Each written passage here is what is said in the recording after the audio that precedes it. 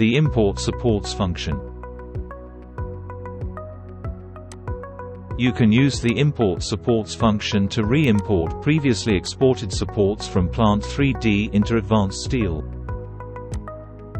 The positions of the supports and the support tags are adopted correctly.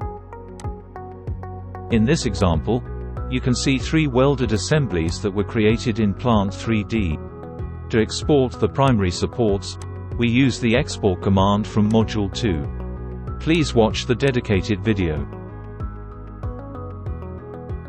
In Advanced Steel, you can access the Import Supports command via the SuCri interface. With one click, all supports are imported in the correct position. The support tags can be found in the component properties under the user attributes. Enjoy the next video.